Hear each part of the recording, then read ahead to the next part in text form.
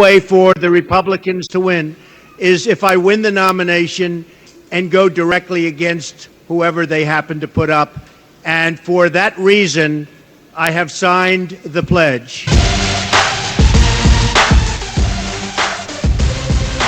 720, Big 550 KTRS. Donald Trump.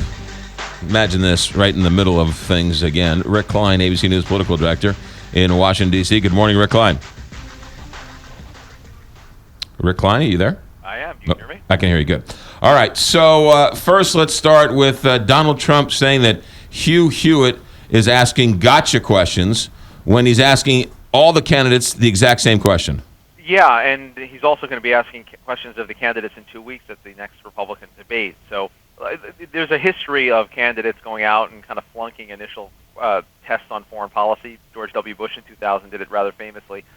But this got testy really fast, and I think it's confirming for a lot of people the sense that Donald Trump just doesn't have a lot of any kind of a grasp on the issues, and the issues don't matter to him. And I think there's a lot of evidence in the last couple of months to suggest that that's the case, that Donald Trump has built his support based on things that have almost nothing to do with the issues. It also shows it wasn't like he was walking down the street and somebody jammed a camera in his face and asked him the question. He went on Hugh Hewitt's radio program, which is known for asking foreign policy questions. All the candidates go on there. He asks all the candidates all the same questions. So the fact that he sits down and did no prep whatsoever means he didn't treat this with the respect it probably deserved.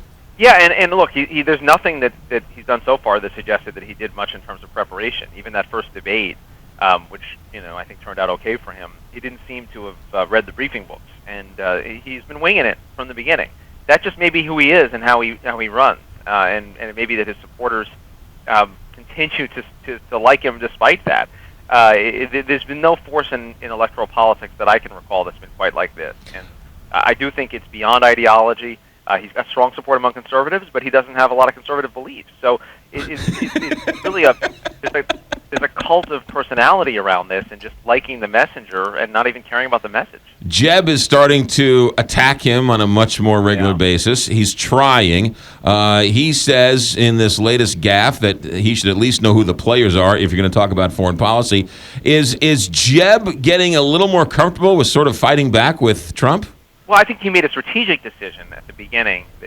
Originally, he was not going to be attacking Donald Trump. He was going to hope that he would just fade on his own. Now he realizes that's not tenable, and he's faded so far in the polls that he has to respond. And his donors are itching to see a little fight in him. And the way that Donald Trump has tweaked him, calling him a low-energy guy, it's just couched to get under his skin. You can almost hear Donald Trump thinking, like, what can I say to piss this guy off the most? And then, so when you get beyond that, you realize Jeb's got to say, okay, this is an opportunity to distance myself from the other candidates and from Trump in particular, and to be the grown-up here. It's just so tough because, getting in the gutter with the bully, I don't know how you survive that. He's better at the insult game than anyone else in this field. So does Trump really, or does Jeb really want to pick that fight with Trump? What's the latest poll saying? Lots of strength for Donald Trump and Jeb fading. Ben Carson's been, I think, the biggest polling surprise of the week, though. The fact that he's kind of a strong second place now in a number of state and national polls.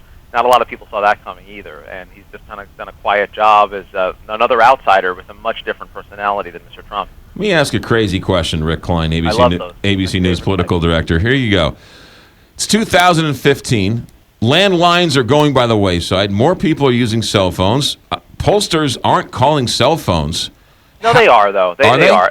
Any reputable pollster, including ABC News, Washington Post, I think there's ample reason to be skeptical about polls, but we've gotten a lot better. We all got a lot better about calling cell phones. Okay, so cell phones are being called. They are being called, yeah. The question is, I think for a lot of pollsters, is what you do with online respondents and whether you incorporate them or not, people that don't have devices at all. And so far, it still is telephone polling, but it incorporates a large chunk of cell phone only calls. So the polls, while I know with 17 people and these numbers, it's sort of much more volatile. There is some semblance of order with these polls. Yeah, look, if they're all wrong in a systemic direction, because when they start to confirm each other, I mean, when we call 1,000 people in our poll, NBC calls a different 1,000, CBS calls a different 1,000, Quinnipiac and Reuters, they are all calling different people. So we could all be wrong, and maybe there's a systemic bias for or against the candidate, but we tend to pick up the important trends. I think the mistake in polling is to think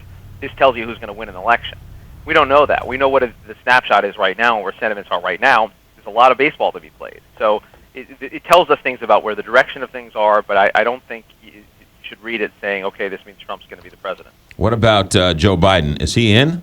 Last night was as close as he's come to saying that he's in. And he was in Atlanta at an event, and critical in my mind is that he didn't dispute at all the idea that he is interested in running. The only question in his mind is whether he has the emotional fuel to run and whether he feels like he can do it on a personal level. So getting beyond that first thing of do I want to do it, that seemed answered from his response to a questioner last night in Atlanta.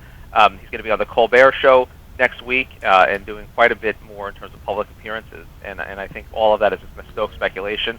He may wait a little bit longer than anyone anticipated, maybe through the end of September or early October, but I think it's still a very active situation in his mind. What about Mitt Romney? Have we heard the last from him? No, we haven't heard the last of him. Maybe we've heard the last from him, though. I think there's going to be another moment where people say, what about Mitt? And he's going to have to come out and say he still doesn't want to run. I know in his heart of hearts he would love the idea of a deadlocked Republican Party coming to him to save it from itself.